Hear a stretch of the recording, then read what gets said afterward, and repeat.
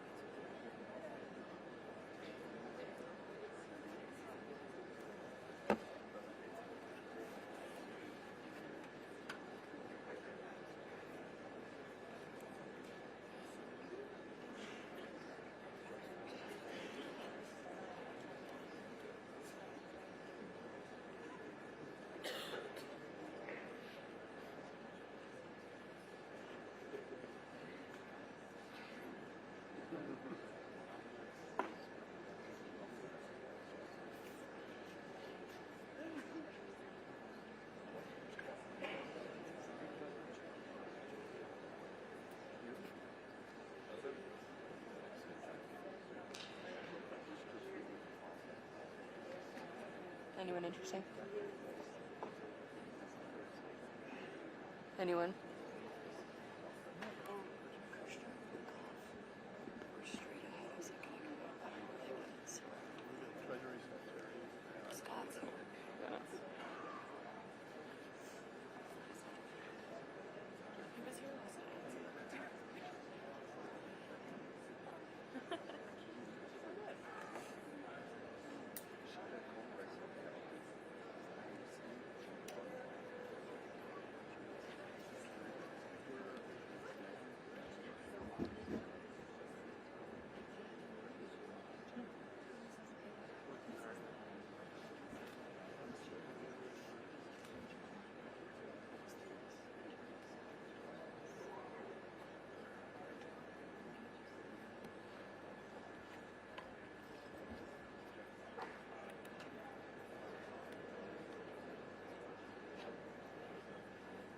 Please welcome the founding members of the Board of Peace.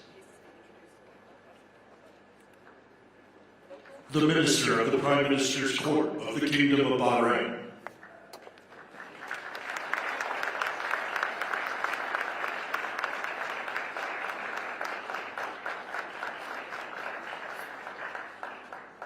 The Minister of Foreign Affairs of the Kingdom of Morocco.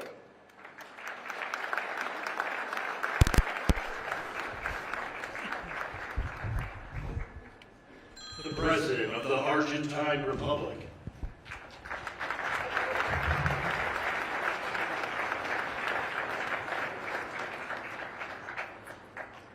The Prime Minister of Armenia.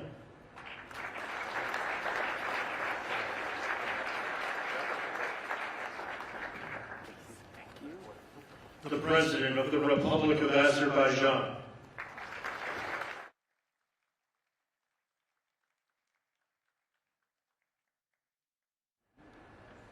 the Prime Minister of the Republic of Bulgaria,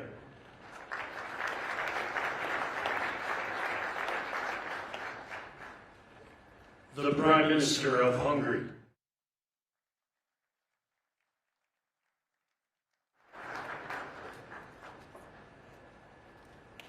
the President of the Republic of Indonesia,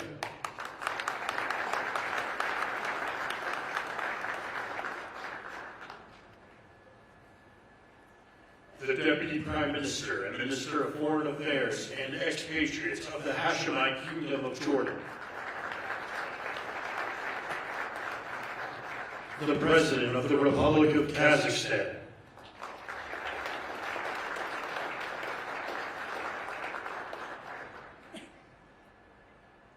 the President of the Republic of Kosovo,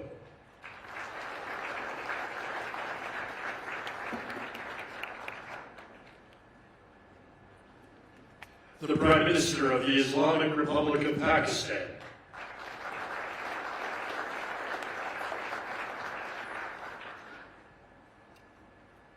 the President of the Republic of Paraguay,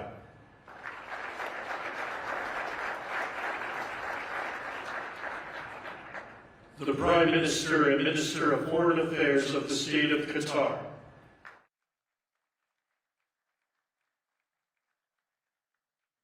the Minister of Foreign Affairs of the Kingdom of Saudi Arabia,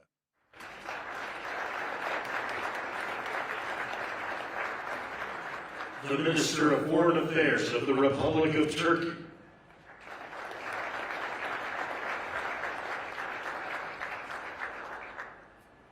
the Special Envoy to the United States for the United Arab Emirates,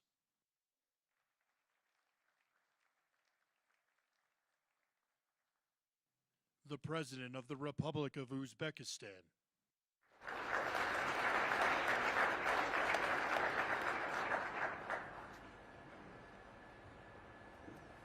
the Prime Minister of Mongolia,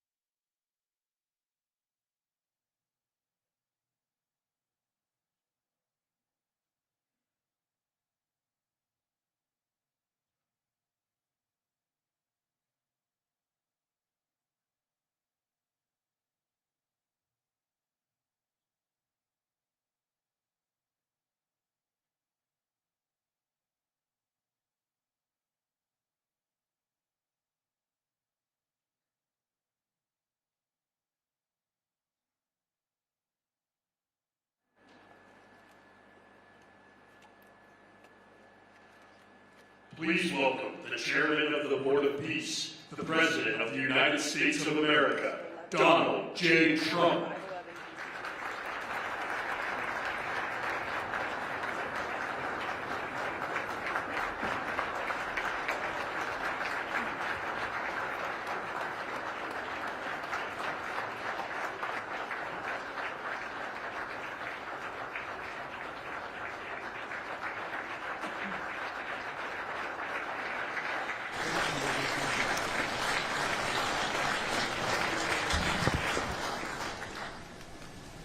This is a very exciting day, long in the making, and many countries just received their notice.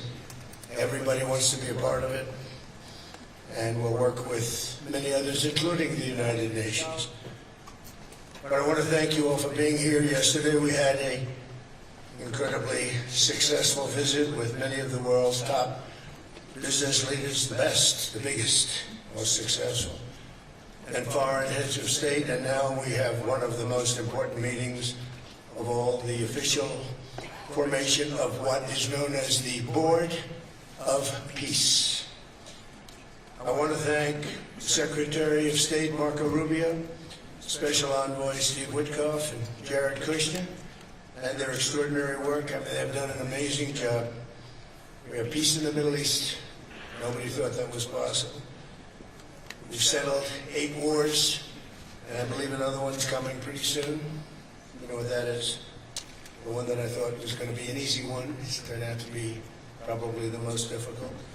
Last month, 29,000 people died, mostly soldiers. Ukraine and Russia. Think of that, 29,000, 27,000 in the month before, 26,000 in the month before that. It's terrible. We have meetings and we think we're making a lot of progress. Thanks as well to Secretary Scott Bessent, Howard Lutnick, and Chris Wright, U.S. Trade Representative, Jamieson Greer. They're all doing such an incredible job. Ambassador Callista Gingrich, who is here, doing a fantastic, really fantastic work. Thank you, Callista. And many other members of my administration who are so committed to peace, and they're also committed to great success. Very importantly, let me recognize the very first group of distinguished members of the Board of Peace. They will be introduced by name in just a moment. Karoline will be doing that introduction. And to each and every one of you, we are truly honored by your presence today. Leaders of countries, in most cases very popular leaders, in some cases not so popular, but that's the way it goes in life. Thanks as well to President Karol Nawrocki, Poland, who's a fantastic man. He just won a very big election. I'm very proud of him.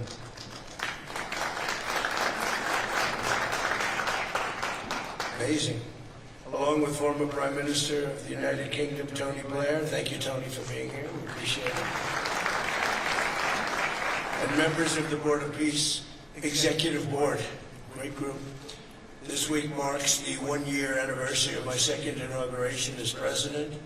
No administration in history has achieved such a sweeping turnaround in 12 months' time at home and abroad. We have a tremendous mandate. We won the popular vote by millions. We won every swing state to 7. They were saying, can you win all 7? Is it possible? Because it's not done. And we won all 7. We have a great mandate back at home. And as I said yesterday, the U.S. economy is booming with virtually no inflation. It was 1.2% for the last 3 months. And we inherited the worst inflation in the history of our country. And we have economic growth now of 5.4%, looks like. And I think that number can double and triple if we do the right things. And if we change thinking so that if you announce good numbers, the markets go up, instead of if you announce good numbers, the market goes down because everybody tries to kill it by lowering or raising interest rates depending on the situation. When America booms, the entire world booms. And we have secured commitments for over $18 trillion in new investment coming into our country, which is a record by many times over, not just by a little bit, by many times. There's no country ever in history that's gotten anywhere near that number. Slashed our trade deficit by 77%. This is in 1 year. Yesterday was 1 year. And signed historic trade deals with nations from all over the globe. Today, the world is richer, safer, and much more peaceful than it was just 1 year ago. We put out all those fires. A lot of people didn't know, including me, that some of those wars were going on. And some of them were going on for, in one case, 32 years, in another case, 35 years, and another one, 37 years. We were very happy to stop the war that had started with India and Pakistan, 2 nuclear nations. And I was very honored when the Prime Minister of Pakistan said President Trump saved 10 and maybe 20 million lives by getting that stopped just before bad things were going to happen. As president, I ended those 8 wars in 9 months, including Cambodia and Thailand. And by the way, many of the leaders are here. Kosovo and Serbia, the Democratic Republic of the Congo and Rwanda, Pakistan and India, Israel and Iran, Egypt and Ethiopia. We're working on that right now. I met yesterday with very good general and a very good leader of Egypt. We're working on a dam that was built, which precludes the Nile River from getting water. It's a little tough situation.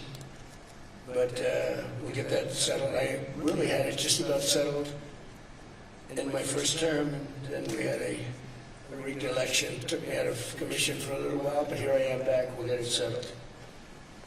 But it's a pretty tough situation. The dam was built, and the water doesn't come down to the Nile. When I think of Egypt, I think of the Nile, but I think of the Nile with water in it. Armenia and Azerbaijan. I mean, a lot of these leaders have become my friends. They become my friends here. And of course, the war in Gaza, which is really coming to an end.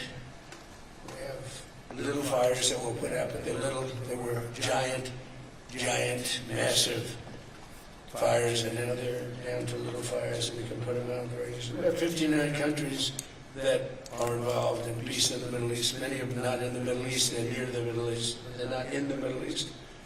And many have said that if Hamas doesn't do what they promised they would do, and I think they probably will, but they were born with rifles in their hands, literally born. The first day they had a rifle put into their hands. But they have to give up their weapons, and if they don't do that, it's going to be the end of them. But many countries have told me, we want to go in and do it, and they really aren't countries that you traditionally think of as being involved in that. But that's the fire. Hezbollah in Lebanon, we have to do something about that. But these are, I call them remnants, they're small remnants compared to what it was before. It was massive, large, powerful countries fighting each other.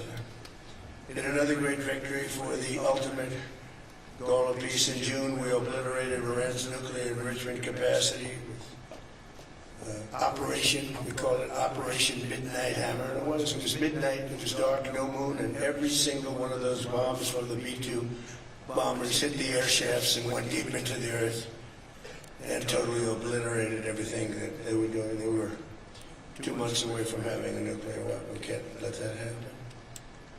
And Iran doesn't want to talk, and we'll talk. We've also hit ISIS in Syria, and very strongly, as you know. In my first administration, I took out al-Baghdadi, the founder of ISIS, and he was trying to start it up again because due to the tremendous talent of General Raisin Khan, as I call it, he wiped out ISIS in a period of 3 weeks in my first term. You know, we had a great first term, but the second term is, I think, blowing it away, actually.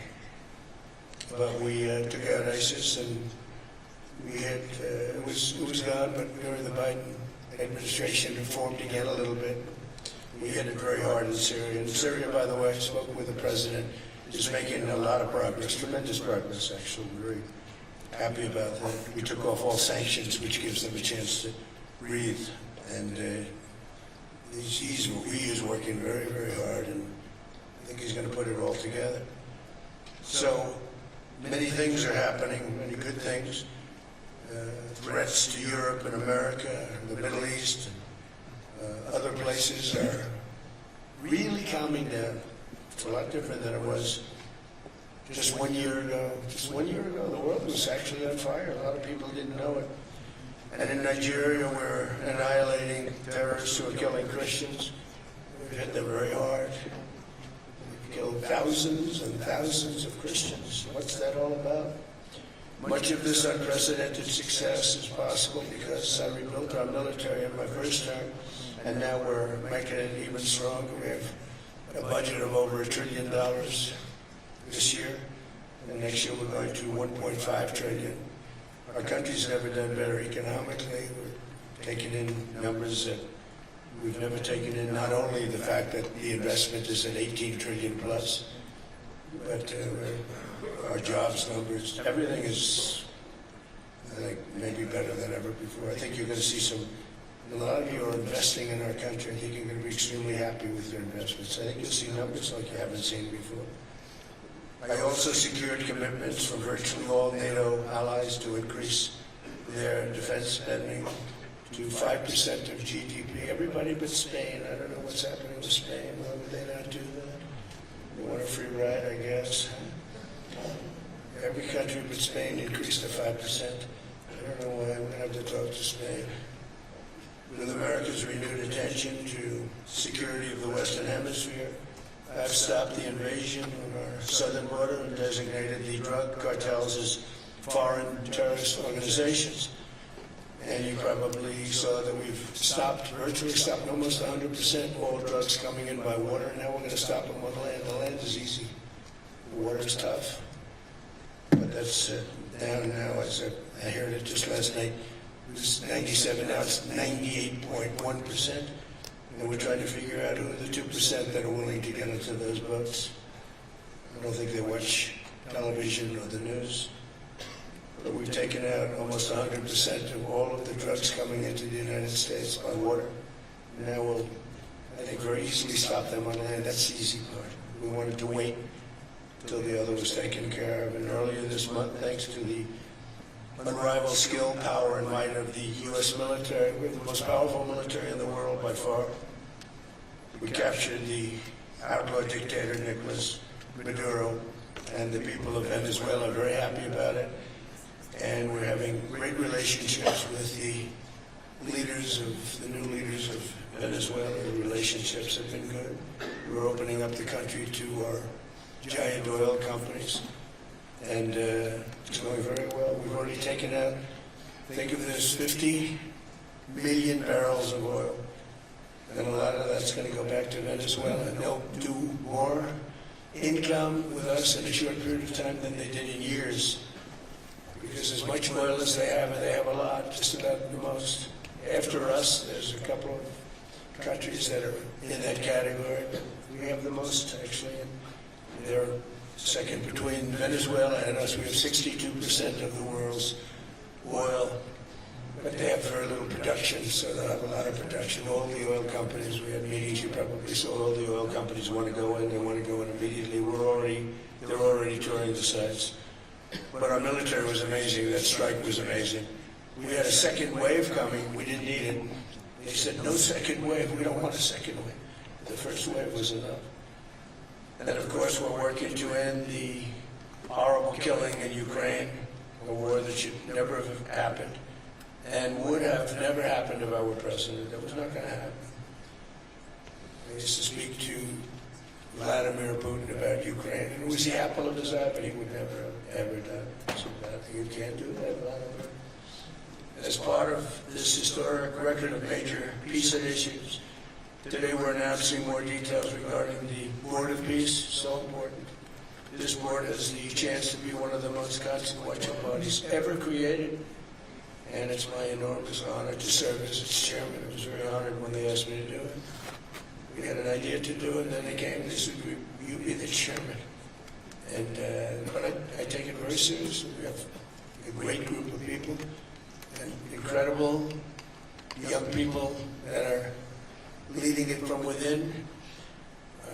It's running beautifully. It started already. And every country, just about every country, wants to be a part of it.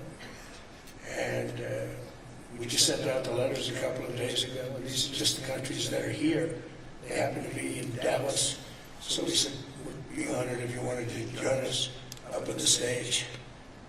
And it's really great. They're friends of mine, I think. Let me see. Yeah, every one of them is a friend of mine. Let's see, a couple I like. A couple I don't like. I like, actually, in this group, I like every single one of them. Can you believe it? Usually I have about 2 or 3 that I can see. Usually I have 2 or 3 that I don't like. I don't find them up here. I like every one of these people. They're great people. They're great leaders. And the Board of Peace is composed of leaders, the top leaders in the world, actually. Last October, we released a plan for the permanent end to the conflict in Gaza, and I'm pleased to say that our vision was unanimously adopted by the United Nations Security Council late last year.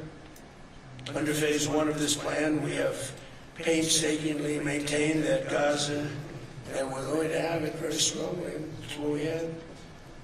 maintained the Gaza ceasefire, delivered record levels of humanitarian aid. We've given aid, you used to hear all the people were starving and it was terrible. Now you don't hear that anymore. We've delivered record levels of humanitarian aid. I want to thank the United States, but I want to thank some of the countries that are sitting right up here, because they've sent great aid also in the form of money, where we go out and purchase food. You don't hear those stories anymore with people starving. And secured the release of all 20, we secured the release of all 20 living hostages. Now I want to thank Steve Witkoff and Jared and everybody for working so hard. They worked so hard, but there were 20 remaining living hostages. Now we got hundreds out, but the last 20, I said, boy, that's going to be a tough one. They said that a year before, and it was a tough one, but we got them. And all 20, every one of them. And we had also about 28 that were dead, but the parents wanted them just as though they were living, just as much. Some cases it almost seemed more. It was amazing, actually, the love. But their boy had been killed in just about all cases, young men. Their boy had been killed, and they wanted the body of the boy, and it looked like it couldn't be done. And with the exception of one, and we're close on the track of that, we've got them all, every single one of them, which is amazing. It's a rough job. That was a rough job. And I've been very clear that Hamas must return that last remaining deceased hostage as well, and that will be the full commitment. And then we get on to other things, and we're committed to ensuring Gaza is demilitarized, properly governed, and beautifully rebuilt. It's going to be a great plan, and that's where the border peace really started. And I think we can spread out to other things as we succeed with Gaza. We're going to be very successful in Gaza. It's going to be a great thing to watch. And then we can do other things. We can do numerous other things. Once this border is completely formed, we can do pretty much whatever we want to do. And we'll do it in conjunction with the United Nations. I've always said the United Nations has got tremendous potential, has not used it. But there's tremendous potential in the United Nations. And you have some great people at the United Nations. But so far it hasn't, on the 8 wars that I ended, I never spoke to the United Nations about any of them. And you would think that I should have. You would think they could have done those 8 wars, but they couldn't have. And they tried, I guess, in some of them, but they didn't try hard enough. But there's tremendous potential with the United Nations. And I think the combination of the Board of Peace with the kind of people we have here, coupled with the United Nations, can be something very, very unique for the world. It's for the world. This isn't the United States. This is for the world. As everyone can see today, the first steps toward a brighter day for the Middle East and a much safer future for the world are unfolding right before your very eyes. Together we are in a position to have an incredible chance. I don't even call it a chance. I think it's going to happen. To end decades of suffering, stop generations of hatred and bloodshed, and forge a beautiful, everlasting, and glorious peace for that region and for the whole region of the world, because I'm calling the world a region. The world is a region. We're going to have peace in the world. And boy, would that be a great legacy for all of us. Everybody in this room is a star, or you wouldn't be here. There's a reason that you're here. And you're all stars. You're the biggest people, the most important people in the world, most powerful people in the world. And when you use that genius that you have, that very unusual, very inspired genius, when you use that for peace, the opposite of peace has no chance. So I just want to say it's tremendous to be with you, and I think this is something that we're doing that's very important. This is the most important. We're so looking forward to being here. And yesterday was a tremendous success. A lot of good things happened, but this was something that I really wanted to be here and do, and I could think of no better place because so many people were together. And now to bring the Board of Peace into full force, I ask Sheikh Isa of Bahrain and Foreign Minister Rita of Morocco to join me in signing and ratifying the Board of Peace charter. Thank you very much, everybody. Appreciate it. Thank you.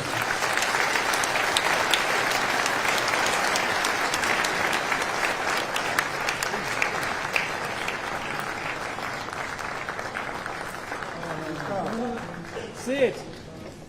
Sit down. Sit down. Sit down. Out. Sit down.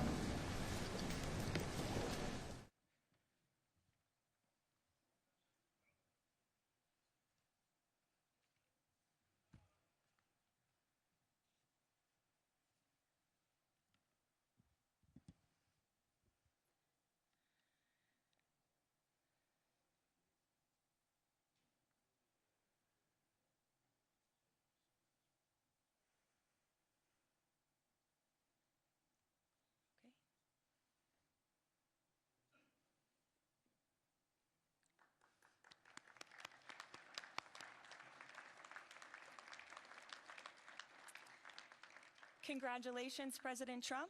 The charter is now in full force, and the Board of Peace is now an official international organization.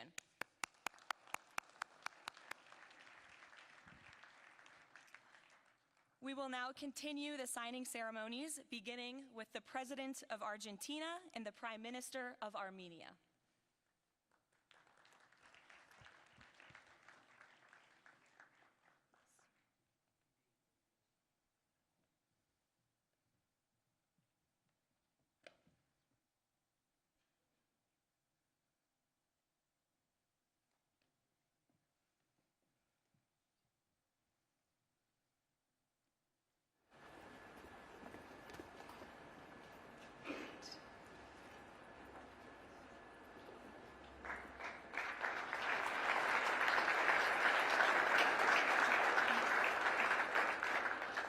Next up, the President of the Republic of Azerbaijan and the Prime Minister of the Republic of Bulgaria.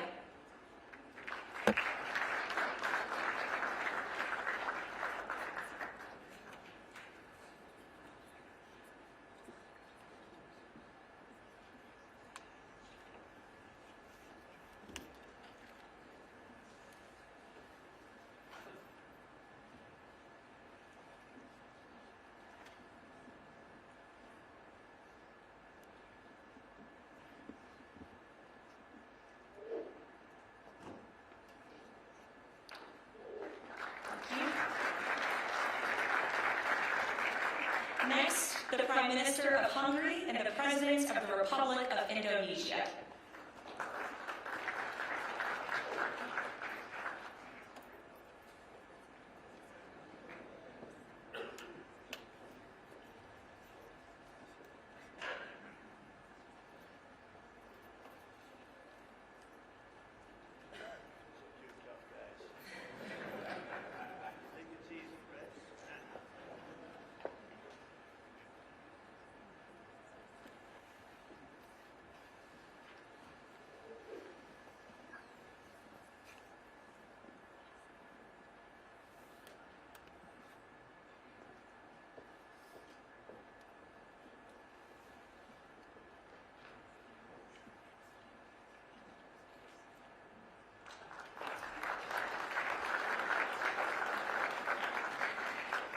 Next, the Deputy Prime Minister of the Kingdom of Jordan and the President of the Republic of Kazakhstan.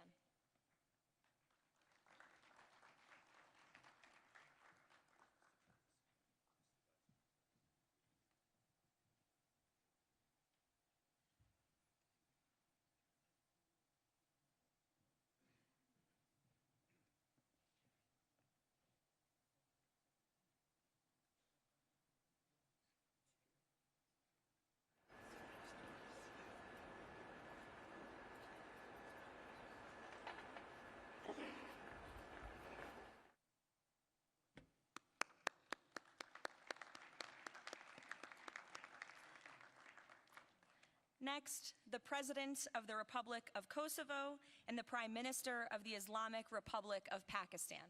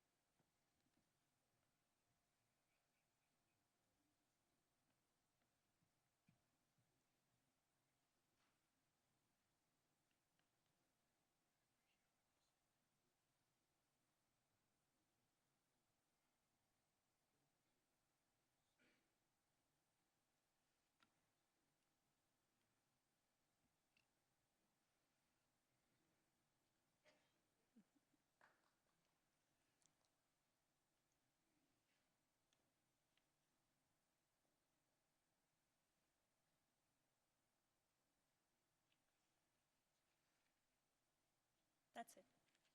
Yes. Thank you.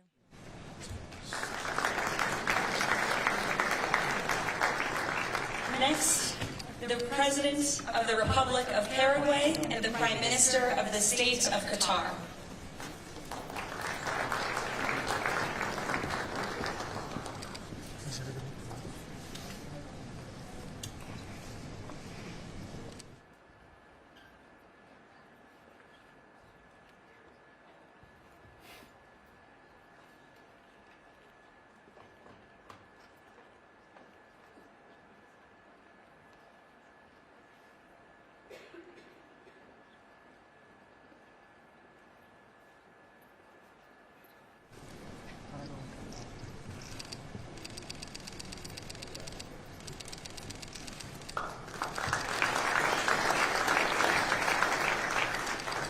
Next, the Minister of Foreign Affairs of the Kingdom of Saudi Arabia and the Minister of Foreign Affairs of the Republic of Turkey.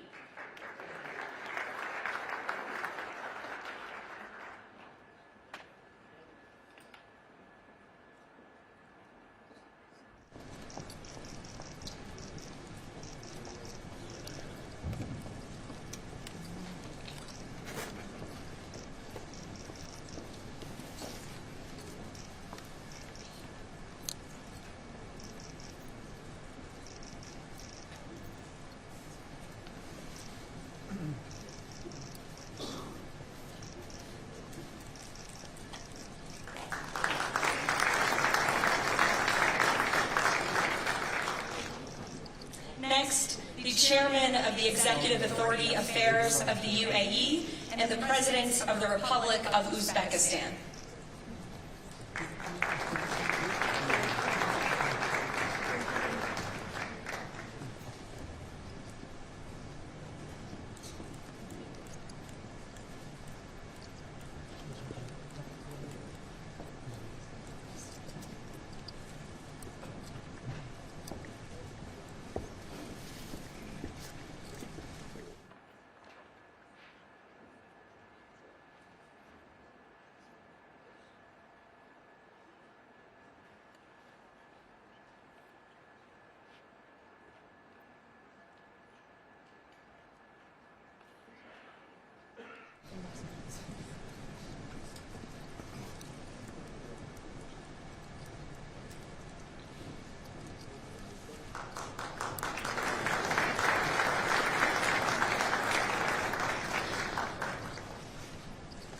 And last but not least, the Prime Minister of Mongolia.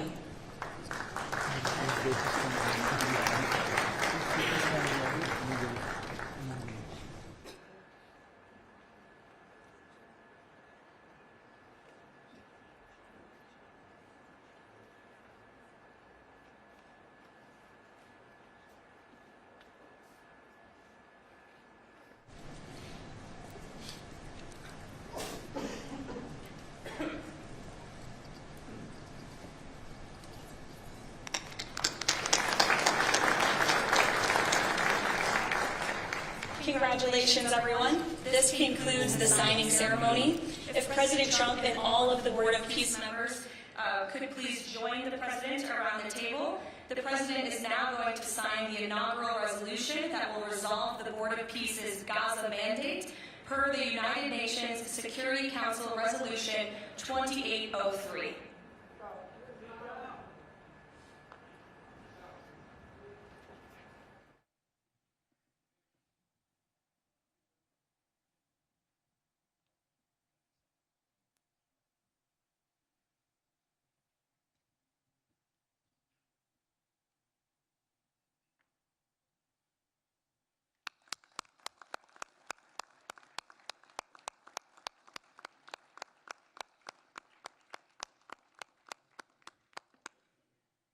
Congratulations. If President Trump and all Board of Peace members could please take their seats in the front.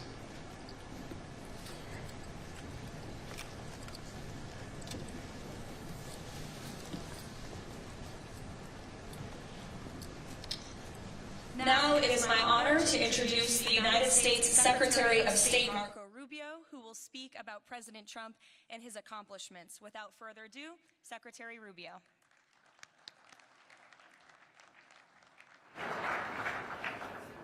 Thank you very much. It's an honor to be here today. It's an honor to serve as the Secretary of State during a historic presidency. And it's a historic presidency because the President of the United States, Donald J. Trump, is someone who is not limited by what others say is possible or what others say is impossible.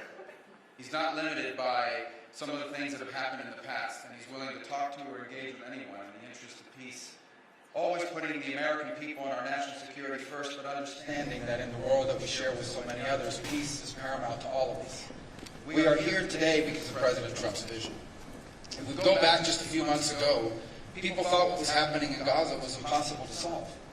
28 hostages that were dead, others that were still living, all these hostages that were being held. No one thought that that would ever come to a resolution without more fighting and more bloodshed along the way. In fact, frankly, many thought it was intractable. And sadly, many of the institutions that have served us well in many cases for the last 70 years were unable to do anything about it. But President Trump had the vision and the courage to dream the impossible, to believe that it was doable, and to pursue it with all of his heart.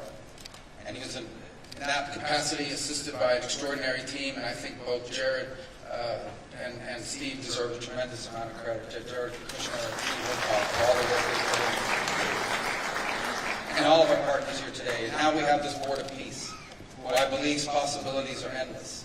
Obviously with a focus first and foremost on making sure that this peace deal in Gaza becomes enduring. And I know this president has it as his highest priority and will give it everything he has to make sure that this is successful. I also want to acknowledge the extraordinary leaders that are here today. This is not just a board of peace, this is a board of action. Just like President Trump is a president of action. A lot of times people like to give speeches. I've been to many of these forums, and they're not useless, and they're not, they have utility in many cases. But oftentimes in international affairs, we often find ourselves at events where people are reading these scripted statements, these strongly worded letters that they put out, but no action. Nothing happens. This is a group of leaders that are about action. And the President of the United States is a president of action, of getting things done. And today is the beginning of that, of a new era and a new stage that we think is so important as a model to the rest of the world of what is possible. And clearly the focus is right now on Gaza and making sure that the plan that's about to be presented to you here today, this vision for the future of Gaza, this vision for the future of the region, is not just possible, promising. It is our destiny if we put the time and the effort that it requires, as I know this board will do. But I also think it will serve as an example of what's possible in other parts of the world. Without losing focus on what's before us now, this is what's possible for other places and other conflicts that seem impossible to solve right now. So I want to, on behalf of the United States, on behalf of the team that worked so hard on this, thank every single one of the leaders that are here today and all of the countries that have committed to joining, and many others who are going to join. Others either are not in town today or they have to go through some procedure internally in their own country because of constitutional limitations. But others will join. Many want to be a part of this effort because it is going to be a successful effort. And you see it reflected here today among countries of different backgrounds from different parts of the world, majority Christian some, majority Muslim others, who come together. In fact, former adversaries who have joined here as part of this board of peace.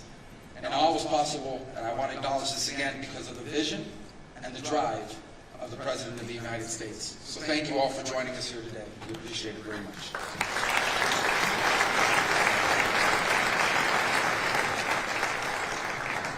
Thank you, Secretary Rubio. Please, if you could now turn your attention to the screens for a video message from the head of the National Committee for the Administration of Gaza, Dr. Ali Shaikh. Distinguished leaders, colleagues and friends, it is an honor to be here today. I want to start by thanking President Donald J. Trump and his administration for their intensive efforts to advance peace in the whole region. I also thank Egyptian President Abdel Fattah al-Sisi, Qatar and Turkey as mediators, the Palestinian Authority, and members of the United Nations Security Council for welcoming the comprehensive peace plan. These efforts created the opportunity for a new future in Gaza Strip. But what will really matter is what comes next. This transition will succeed only if it delivers real, tangible improvements in daily life for Gazans. As Chief Commissioner of the National Committee for the Administration of Gaza, it's my responsibility to turn this moment into action, to restore order, to rebuild institutions, and to create a future for the people of Gaza defined by opportunity and dignity, under the principle of one authority, one law, and one weapon. As a first step, I am pleased to announce the Rafah crossing will open next week in both directions. For Palestinians in Gaza, Rafah is more than a deal. It is a lifeline and symbol of opportunity. Opening Rafah signals that Gaza is no longer closed to the future and to the war. I want to be clear, there is much more work ahead, and none of it is easy. The road forward will involve difficult decisions and setbacks, but this is a real step, and it marks a new direction. Now, I would like to address the people of Gaza. من أرض الكنانة أتوجه الآن بكلمتي إلى أبناء شعبنا الصامت الصابر في قطاع غزة. لقد صمتم وحافظتم على أسركم وأرضكم خلال سنوات عصيبة الهجاء صبرت أعماقكم وظل الحدود. إن صمودكم الأسطوري له أعظم ما قدمت غزة، وهو الأساس الذي سنبني عليه سويا مستقبلنا. إن هذه اللحظة ليست للنظر إلى الخلف، بل نضي قدما نحو مستقبل زاهر مشرق، مستقبل ينشأ فيه أبناؤنا بلا خوف وقلق. يكافئ العمل وتفتح المدارس وتستعيد الحياة اليومية استقرارها وأمنها. إن المرحلة المقبلة تتطلب تضافر الجهود من قبل الجميع، ولكنكم لن تواجهوها وحدكم. أصواتكم لها وزن، وأعمالكم لها أثرها، والتزامكم بالسلام وإعادة بناء مجتمعاتكم ستحدد ملامح قطاع غزة الجديد. خطوة بخطوة وبالانضباط والعزيمة سنبني غزة قادرة على الاعتماد على ذاتها، ونرسم مكانها كمركز للحرية والفرص والسلام. Today I ask the international community not only to support this effort, but to work with us, judge us by our actions, hold us to clear standards, and stand with the people of Gaza as we take this responsibility for our future. Thank you, ladies and gentlemen.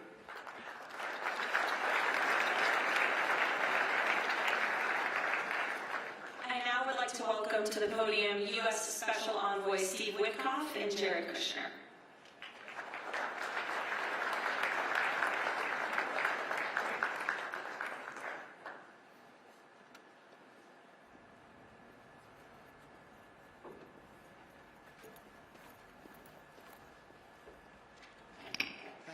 Thank you, everyone, and welcome here. This is really my honor to be up here speaking. I remember when the President asked Jared, I, and of course our great Secretary of State, to work on something that the world thought was impossible and unattainable. But the President, on this peace deal for Gaza, as on all other deals we work on his behalf, said we had to try. And of course we were inspired by that. We have achieved a peace deal in Gaza. We have brought the hostages home, all of the bodies except for one, and we will bring that body home too. And maybe most importantly, we have created a sense of hope for what the future can bring in Gaza and all other places where the border peace will operate. And I am so honored, Mr. President, to have worked on this on your behalf. I'd like to thank some people who are here with us tonight who have done so much, done indispensable work to bring this deal together. Sheikh Mohammed, my good friend from Qatar, and Ali Al-Tawadi, Akan, Fidan, and Ibrahim, General Hassan, and Foreign Minister Badr Abdulati, and of course, President Sisi, and Prime Minister Netanyahu, former Special Envoy Ron Dermer, and Michael Eisenberg for all that they did.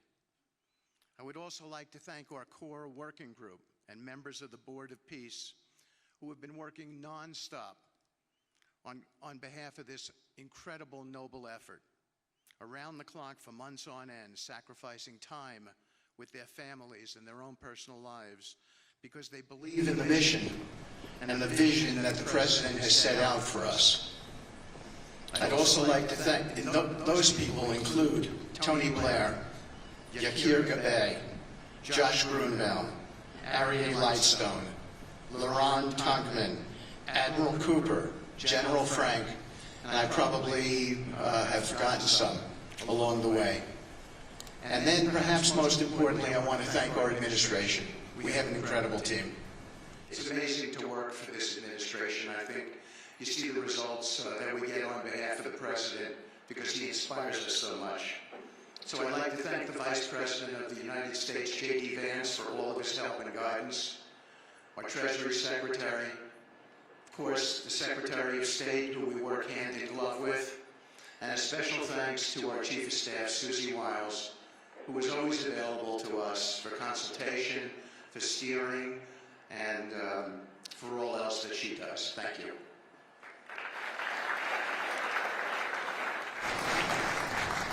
Thank you, Steve, and I have to say one of the great honors for me of being able to work on this has been working with Steve, who really is as brilliant as he is. His heart is tremendous. It's a lot of fun to be with, and even in some of these very difficult moments where we didn't think things would happen, working together really was an amazing treat. I'm going to go now today just through a couple quick slides just to show you the progress that's been made in the last couple months. It was just over 100 days ago that we got the final deal done, and everyone was celebrating and joyous about the hostages coming home and the end to this long war that nobody thought was possible. And Steve and I were panicking, saying, what do we do next? How do you implement peace? And as you guys know, peace is a different deal than a business deal because you're changing a mindset. And in Israel, there was 2 years of very intense war. For the people in Gaza, there was more than just 2 years of war. They had 20 years of hopelessness, being ruled by a terrorist organization. For the people in the Middle East, their hearts were pulled by this. And throughout the entire world, it really was weighing on us. And so we needed to think about, what do we do next? How do we change the habits? How do we change the behaviors? And we really got to work right away. And the team that Steve thanked, including the White House team and the team of volunteers, it's really been an incredible effort, very entrepreneurial. And we really did it in the way. I've been working now with President Trump for 10 years on politics. And what continues to amaze me is that he always takes a first principles approach and says, what's the most optimal outcome?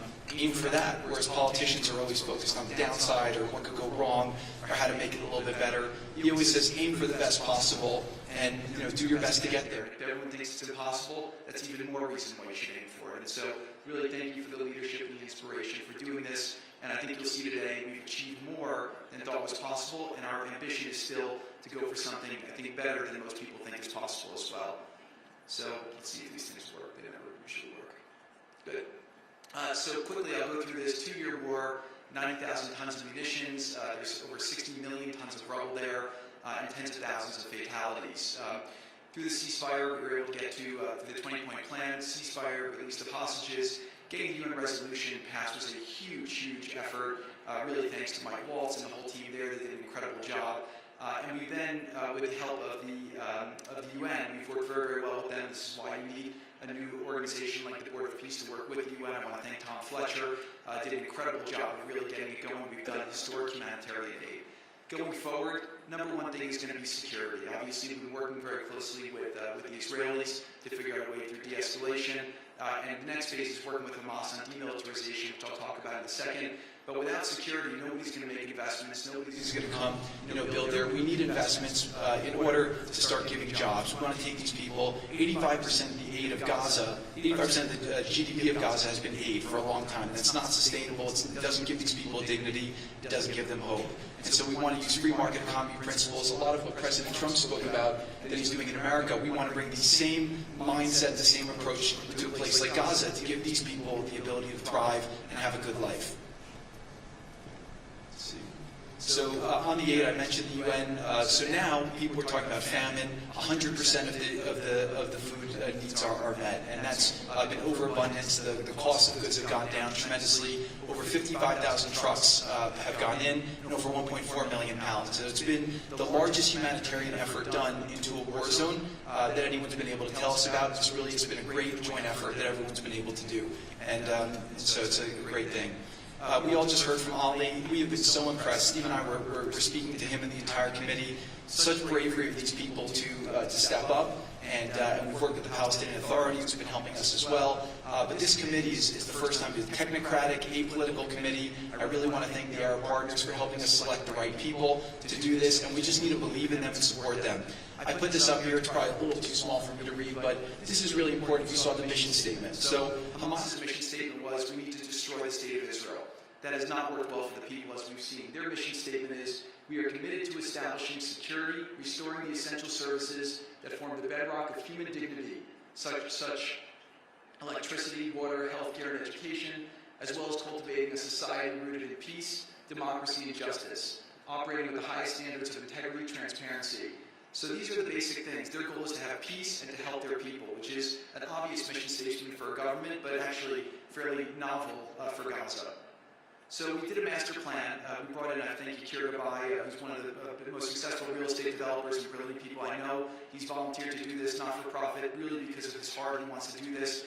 And we've developed ways to redevelop Gaza. Gaza, as President Trump's been saying, has amazing potential, and this is for the people of Gaza. We've developed it into zones.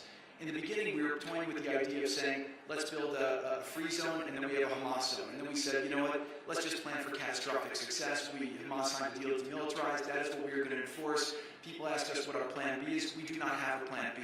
We have a plan. We signed an agreement. We are all committed to making that agreement work. There's a master plan. We'll be doing it in phasing. In the Middle East, they build cities like this in 2-3 million people. They build this in 3 years. And so stuff like this is very doable if we make it happen. Rockville will start with. This will show a lot of workforce housing. We think this can be done in 2-3 years. We've already started removing the rubble and doing some of the demolition. And then New Gaza. It could be a hope, it could be a destination, have a lot of industry, and really be a place that the people there can thrive, have great employment. Once this starts going, we think there should be 100% full employment and opportunity for everybody there.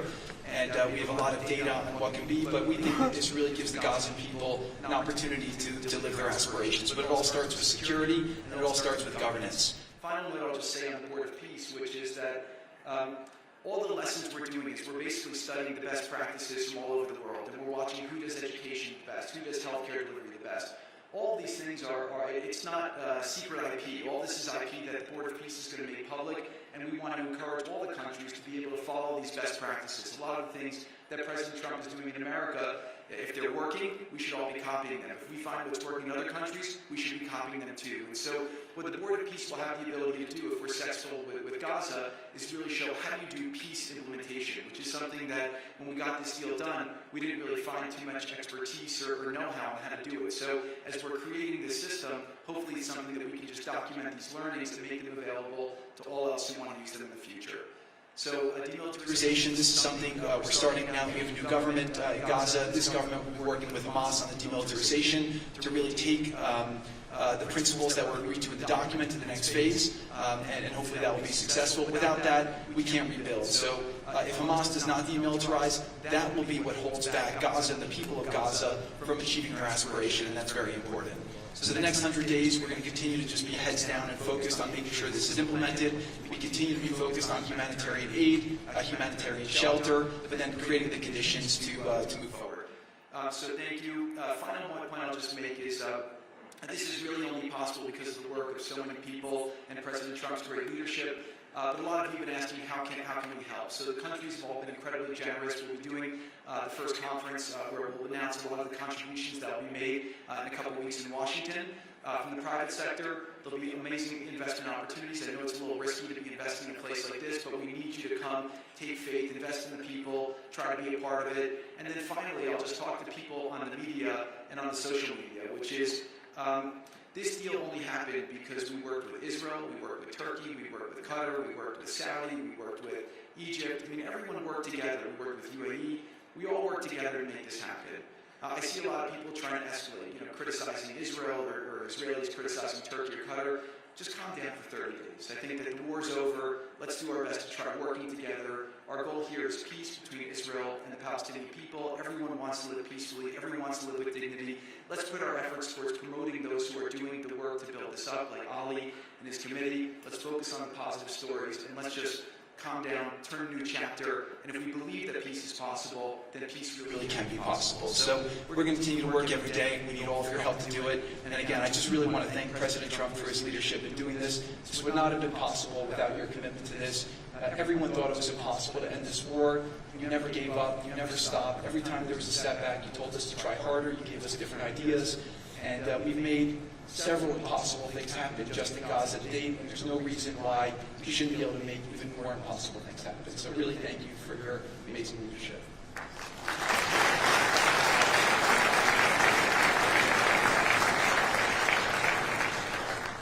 Thank you, Jared and Steve. Now I would like to introduce and welcome to the podium the High Representative for Gaza, Nickolay Mladenov.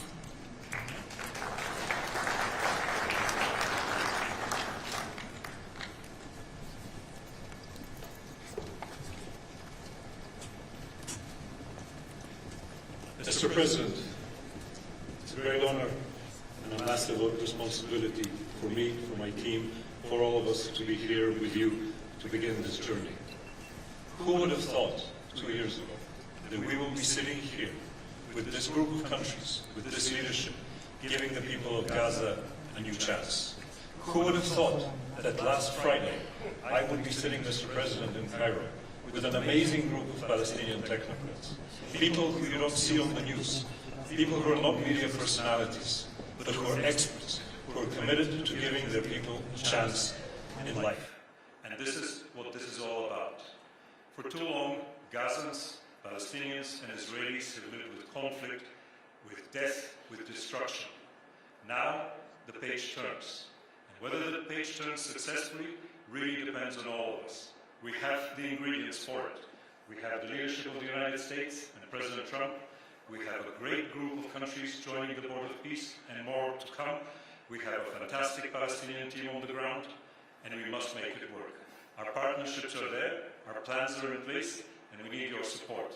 And finally, I look to all of you who are in this room and who are watching this meeting from their screens at home or in their offices. Please put away your talking points for a minute. Please put away your fears. Please put away your concerns. Please stop listening to the rumors and to the gossip.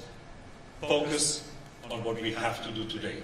Because the future of 2 million Palestinians is at stake, and if we give them a chance, we will do more than that. We will create opportunities for 1 billion people who live in the Middle East and beyond, and who are responsible, also who want to see transformation and a chance in life for the future. So please join us on this journey, join the Board of Peace, and join us in supporting this excellent initiative. And thank you again, President Trump and the United States, for taking this decisive leadership forward.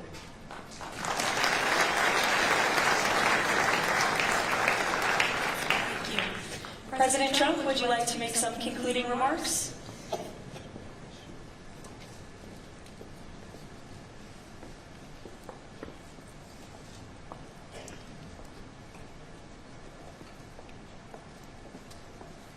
Well, I just want to tell you it's all happening. And one of the first things I said when we really got involved in this project, and it's a big one, but it's very doable, I said to Jared and Steve and some of the other folks, including Larry Fink, and congratulations on the great success. The two of you have done a fantastic job. This is bigger and better than ever.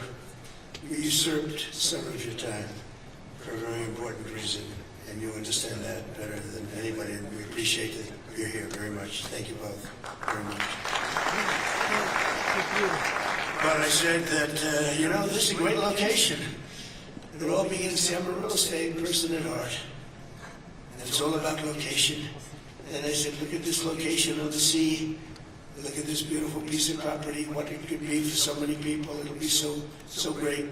People that are living so poorly are going to be living so well. But it all began with the location. It's the vision. They look out on the waters, and very few places are like it. So we put together a team that's outstanding, a team that's done it before, a team that I think has done tougher jobs, if you want to know the truth. Done some tough jobs, and we continue to, as far as the United States is concerned, we're behind it. And the United States has never been stronger, never been bigger, better. It's doing really well to see that, building thousands of businesses, plants, factories all over the United States are right now under construction. Nobody's ever seen anything like it. And this is just an honor to be involved with this and to be involved with the great people in this room and the great leaders that are sitting on stage. We thank you very much. And we have many others that have signed up, and they all want to be members of the Board of Peace because it really will be important. This is not going to be a waste of time. We waste so much time on things that never happen. This will happen, and it's already happening. Thank you very much, everybody. It's a great honor to be with you. Thank you. Thank you.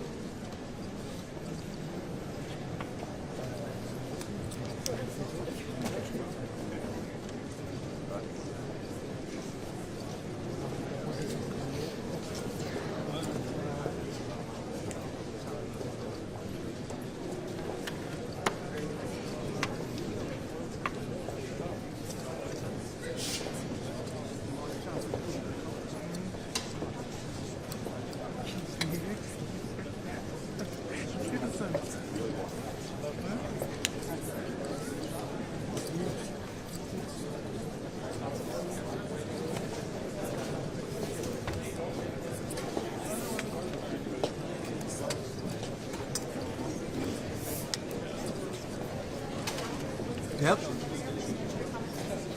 All right.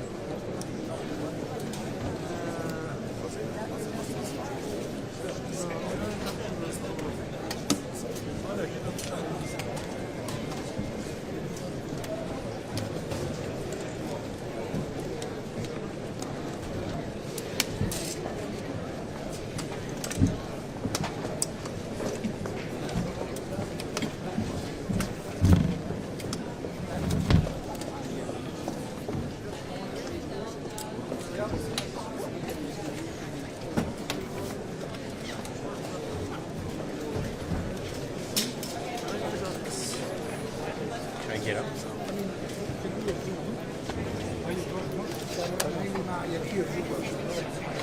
Upstairs.